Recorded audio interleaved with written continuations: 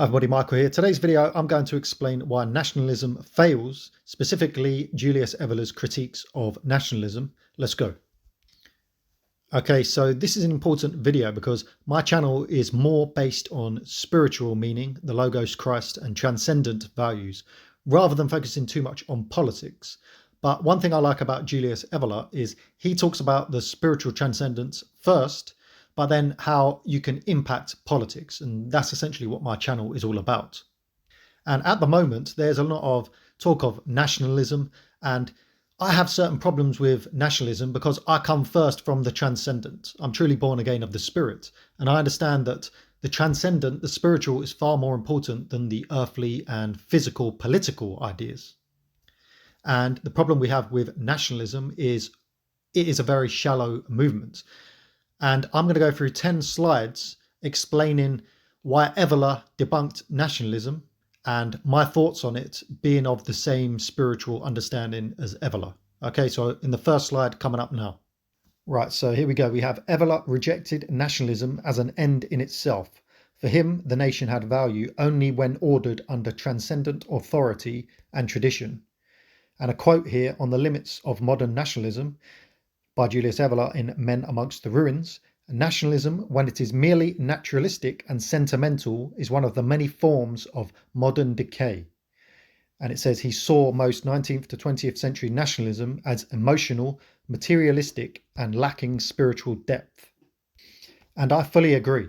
The problem we have with nationalism, it's generally promoted by people who have a very earthly nature. They're rooted firmly in the spiritual. So their tribe is extremely important because it is of the people of the same natural function of them. So it's based on skin color or where you're born. And it's based purely on that. Not that there's anything wrong with that. Like I support a form of nationalism based on, England for the English, and you're born in England, so it should be that. But unless it's rooted in spiritual transcendent values, then it's not going to survive. This is why I don't support a lot of these nationalists, hardcore ethno-nationalists, more national socialist types like Steve Laws, whom a historian, and most of the nationalists, because they have no spiritual transcendent values or inner work they've done, is purely based on the physical. Now, whilst there's a lot of logic behind England for the English and all that stuff, these people are low-level beings and they have no transcendent value. So like what happened with the Nazis, because they're shallow, when they take over, society will naturally fall because there's no transcendent backing up their nationalism. And we're going to get into Nazism later in these slides. So slide number 2 now. Number 2, on nationalism versus higher principles. Julius ever quoted says, nationalism is valid only when it is subordinated to a superior idea of state. Otherwise, it degenerates into collectivism and demagogy. Now, demagogy is basically when it appeals to the popular mass on hating other people rather than relying on logic and common sense. And as you see from a lot of these far-right nationalists, like real far-right national socialists, their obsession is hating the Jews and hating the foreigners rather than something loving the English and looking to the higher transcendent. So my concept of nationalism is reaching the transcendent through the logos and then pouring that spirit into your people and making the country better, focusing on that. Whereas collectivism and demagogy is like, our country's too many foreigners, we need to kick out all the foreigners. Well, it's not based on anything transcendent, it's based on something low. And it says at the end here, Evola rejected nationalism as an end in itself. For him, the nation had value only when ordered under transcendent authority and tradition. And if you want an example of Evola's idea, would be something like ancient Rome, because you have at the top, you'd have a sacred king. So Marcus Aurelius, the emperor, he was transcendent and his spiritual wisdom would go down to his people. And below the spiritual king or the emperor, you would have the warrior caste. So that would be gladiator. Maximus. And the gladiators and the warriors would be there, fed and taught by the transcendent emperor.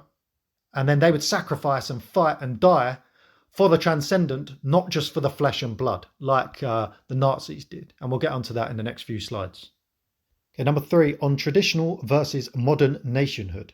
So in traditional civilizations, the political unity was not founded on nation or people, but on a principle from above. And this reflects Evola's belief that pre-modern empires and orders were spiritual rather than ethnic or popular in basis. Now, I want to clarify one thing. I completely agree with that. But I also want to caveat in saying that I don't believe that Evola's position and my position would not be that we forget about race and England for the English. We forget about that. It's purely based on spiritual values. No, I would say that we need to understand that England for the English, but we must focus on the spiritual first. And we almost must also accept great spiritual people who are non-English, rather than just, this stupid concept, deport everyone. One of my favorite people or so-called influencers in the UK is Momus Najmi. And I think he's from Pakistan, but he is a great asset to England because he's a spiritual, high quality person. Every time I hear him talk about subjects, he talks about it in the same way that I talk about it. And I see him as a spiritual brother, and he's a very wise man. And he's a asset to our nation or people, or however we want to see this thing. So I would welcome him, and I would put him up as a high authority. I would welcome him into like a council of elders. Whereas the ethno-nationalists, because they have no spiritual wisdom, they're just like, foreign person, kick him out. But that's why nationalism fails, rather than I would focus on a spiritual nationalism as well as an ethnic nationalism. So I'm not saying that ethnicity isn't important. It is important, but it also must be backed by spiritual authority as well. And as I've previously stated, I believe that England should be minimum 90% native English people. And then we would have, say, 10% for foreign migrants who are high quality spiritual value people, such as Momus. And I believe that's the best way for us to proceed now. And in all honesty, if we had the opportunity of in the world now to reorder nations based on values, so obviously rather than England being for the English and all that stuff, if you had ability to say, right, all people who believe in transcendence, who believe in the spiritual, who want to order society based on these principles I'm talking about, and then I went to that nation. So then people who want communism, they can go and live in their communist land. People who want National Socialism, they can go and live in a National Socialist country. People who want materialism and like modern day American dream of just chasing money, you can go and live in that nation. I would rather choose to go to a country with people who live by spiritual values, even if it's only 20% white. If you had 20% white, 20% brown, 20% oriental, 20% black, but all of these people were my so-called spiritual brothers, as Evola talks about, I would ideally go and live in that country, to be honest, rather than live in my country now where most people are degenerated by modernity. But that's the sort of thinking for a golden age. It's not really relevant in our modern times. But I'm just trying to make clear that if you base nationalism purely on ethnicity and race, it's very shallow, and that we must focus first and foremost on the transcendent. But we also must learn what's the best process for now, because we're all living in different ages. To live in this age now of coming out of the darkness is different than living in a golden generation. Just as you have seasons in the earthly world, you have winter, summer, autumn, spring. Now in the summer, you can go out in the garden and have your shirt off and get a nice tan. But if you did that in the winter, it would be stupid because you get hypothermia. So you have to learn to live in the season that you're living in. And just as you can't go out in the summer, just as you can't go out in the winter and try and take your shirt off and get a tan, we're living in a spiritual winter. So to try and have this concept of, no, we can all live, forget about race, we can all live as spiritual beings and we don't need to worry about borders, that's stupid and we can't do it. All right, number 4, on race, nation and spirit. He says, a nation exists truly only when it has a form, a style, a spiritual orientation. For Evola, biological or ethnic unity alone was insufficient without an inner spiritual axis. Okay, number 5, we're now getting on to Nazism. And Evola saw Nazism as fundamentally modern, not traditional. Despite superficial mythic imagery, Evola believed National Socialism was rooted in modern materialism, not genuine tradition. And he quoted here in Men Amongst the Ruins, he says, National Socialism did not represent a return to tradition, but a new form of revolutionary modernity. For Evola, revolutionary equals modern mass-based levelling, and traditional is hierarchical, transcendent, and suprahuman. Nazism failed this test. Okay, number 6, we're going to get into Evola's critics of the Nazism and race. So, race, when reduced to a purely biological fact, is something infraspiritual and even subhuman. That's Evola's critiques of Nazism's view on race. And he argued for threefold concept of race. You have the race of the body, race of the soul, race of the spirit. So the body is purely biological. The race of the soul is your character and ethos. And race of the spirit is worldview and inner orientation. And in Evola's view, Nazism overemphasized the race of the biology. It poorly understood race of the soul and almost entirely ignored race of the spirit. And Evola believed this biological fixation was a sign of modern scientism, not ancient wisdom. And this is what I explained earlier about these National Socialist types in the German days and in the modern times. They're purely orientated by biology. And when you have no transcendent value, transcendence comes through the Logos, through Christ, up to the Father. When you don't rely on that, it's rooted in the darkness of the world. So if your nationalism is based on the Logos, Christ and the Father and love, it will work. If it's not based on that, if it's based on the opposite, which is blinded by the darkness, by the anti-Christ, which is just the opposite of Christ, not some Christian story. I don't believe in that. But it's based on the work of Satan, then it ends up being evil. Just look at what the Nazis did. They didn't just persecute the Jews. They didn't just persecute disabled people and black people. They even persecuted fellow whites. So they didn't see Polish people as white. They saw them as slabs, and they murdered untold amounts of Polish people, which these so-called white supremacist National Socialist people love the Polish, but they seem to ignore that the Nazis killed a bunch of Polish. And these modern day National Socialists, they're just shallow. They don't understand what the Nazis were all about because they don't have any transcendent values or spiritual wisdom within themselves. Okay, number 7, for Evola, the state should form the people, not emerge from them. An authority must come from above, not from blood or mass identity. He therefore rejected ethnic nationalism, popular sovereignty, and racial collectivism. But again, I must caveat by saying, I don't think he would totally reject ethno-nationalism, popular sovereignty, or radical collectivism as such, but it's purely when it's not based from the transcendent values. So I'm not saying he wholly rejects ethnic nationalism. He would still think that race and nationality is important, but only when it's provided by people who are transcendent. So when you have a man of Christ ruling over the nation, it's going to work.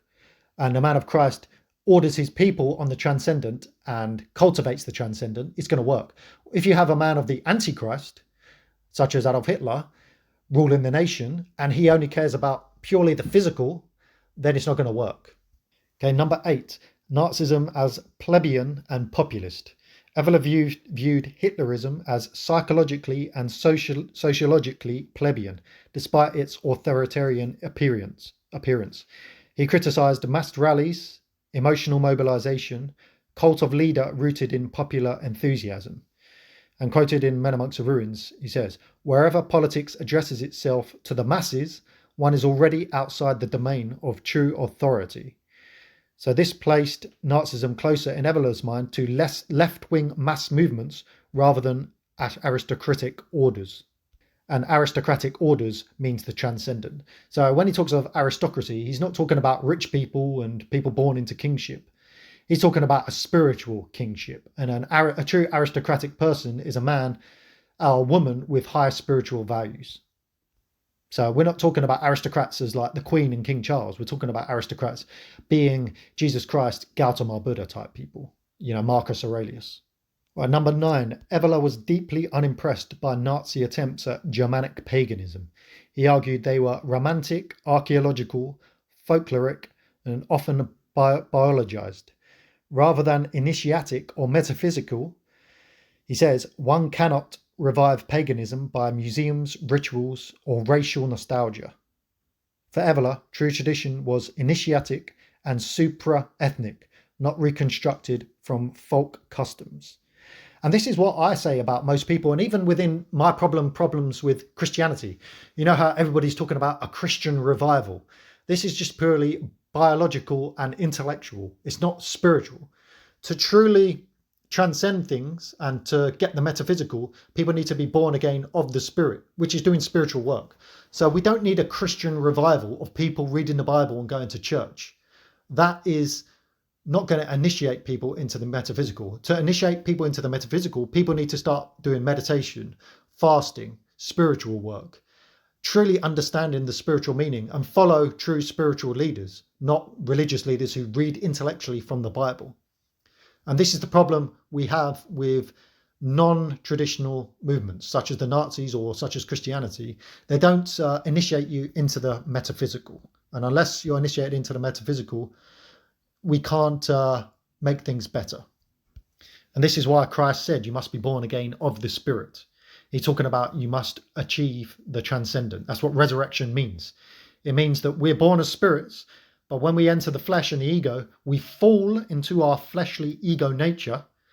But to be born again back into the Spirit, we transcend back to our spiritual metaphysical nature. And when we live through that metaphysical nature, the Logos, that's how we live our true potential. So we'll live our full potential as spiritual beings rather than just human beings. But unfortunately, Christ's spiritual message has got lost in dogma, and it's turned into Jesus died for your sins as a blood sacrifice and all this stuff. So it's taken Christ's spiritual transcendent message and reduced it to a dogmatic religion made up. So now, instead of being initiated into the metaphysical, as Christ wanted, all you have to do is accept Jesus died as a blood sacrifice for your sins, and you'll get into heaven when you die. But that shuts you out of the kingdom of heaven. You're locked into a belief rather than initiated into the transcendent. And finally, number 10, post-war assessment, Nazism as a dead end. After 1945, Evola was unequivocal. National Socialism collapsed because it lacked any true transcendent reverence. And he saw its downfall as inevitable because it relied on force and mobilization, it lacked metaphysical legitimacy, it confused myth with ideology, and it absolutized the nation and race. And this is a lot of the problem I have with these people these days who are totally obsessed with National Socialism and ethno-nationalism. They're very shallow people. And as you said, with Steve Law's remigration plan, it will have to rely on force and mobilization. It doesn't have any metaphysical legitimacy, and it absolutizes the nation and race. So these people shouldn't be accepted or promoted because they're very shallow. And for us as a people to get to the promised land, we need to look to spiritual leaders, metaphysical leaders. And unfortunately, at the moment, we don't really have any. That's why I've set up this channel, to be a leader myself, but also bring in other leaders, such as talking about someone like Momus Najmi and many others I know. But in the politics, our political leaders are shallow and they haven't got what it needs to be. You could look at generally the church leaders, they would be the spiritual leaders, but the church, as I said, the problem with Christianity, they're dogmatic, they're shallow. The Church of England, nobody is following the Church of England. But as Christ said, they are blind fools and they shut the kingdom of heaven in the people's faces because they are blind themselves. Whereas because I have achieved the transcendent, I'm trying to bring people to Christ, to the Logos, to the Father, and then live through that spirit. And that's how we make our country great again. Not through politics, but through the transcendent. But then the transcendent will impact the politics. That's what Evola realized. And as a previous philosopher who influenced Evola, Guénon focused purely on the spiritual. And that's good, because that's what I used to do. But you also have to understand, as I think it's Plato or Socrates said, if you ignore politics, politics will ignore you. And this is where Evola came into the picture. He focused first and foremost on the metaphysical, but then you use the metaphysical to influence politics. So then your leaders would be first and foremost based on the metaphysical rather than the political and shallow.